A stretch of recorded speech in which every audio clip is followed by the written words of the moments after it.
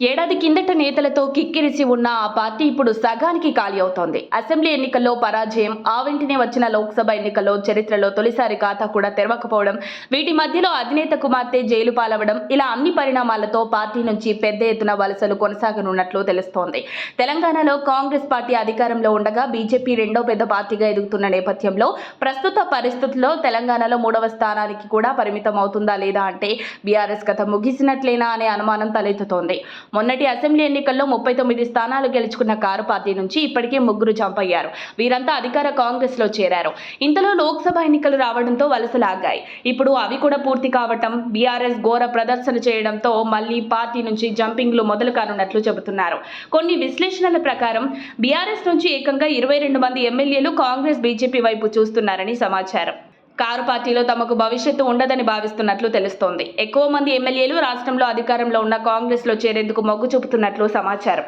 కాగా cantonment MLA Lasya Nanditha road ప్రమాదంలో మృతితో జరిగిన ఉప ఎన్నికలో కాంగ్రెస్ నెగ్గింది. దీంతో బీఆర్ఎస్ బలం 38కి తగ్గింది. 3 ఇప్పటికే కాంగ్రెస్ లో చేరారు. అంటే నికరంగా 35 మంది ఎమ్మెల్యేలే ఉన్నారు.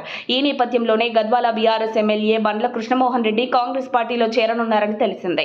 కార్యకర్తలతో చర్చించి ఎమ్మెల్యే నిర్ణయం అధికారికంగా ప్రకటించనున్నారు. ఈ మేరకు కృష్ణమోహన్ రెడ్డి కాంగ్రెస్ పెద్దలతో చర్చించినట్లు తెలుస్తోంది. స్థానిక సంస్థల ఎమ్మెల్సీ ఉప ఎన్నికలకు ముందే కృష్ణమోహన్ రెడ్డిని రేవంత్ రెడ్డి పార్టీలోకి ఆహ్వానించినట్లు తెలిసిందే.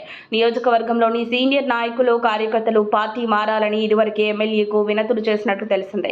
ఇక త్వరలోనే గద్వాల బీఆర్ఎస్ ఎమ్మెల్యే బండ్ల కృష్ణమోహన్ రెడ్డి కారు దిగి కాంగ్రెస్ కండువా కప్పుకోవడం ఖాయమని తెలుస్తోంది. ఇక మూకుమ్మడి వలసలతో బీఆర్ఎస్ పరిస్థితి దీనంగా ఉంది. తెలంగాణ శాసనసభలో మొత్తం సభ్యుల సంఖ్య 119. ప్రతిపక్ష హోదా రావాలంటే ఇందులో 10% ఎమ్మెల్యేలు ఉండాలి. అంటే 19 మంది అయినా ఉండాలి. కానీ బీఆర్ఎస్ కు 16 మంది మాత్రమే మిగులుతున్నారు.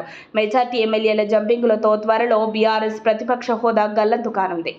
మరిన్ని అప్డేట్స్ కోసం మా కాయ్ టీవీని సబ్స్క్రైబ్ చేసుకోండి. మా వీడియో కనుక మీకు నచ్చినట్లయితే లైక్ చేయండి, షేర్ చేయండి. మీ విలువైన అభిప్రాయాలను కామెంట్ బాక్స్లో తెలియజేయండి.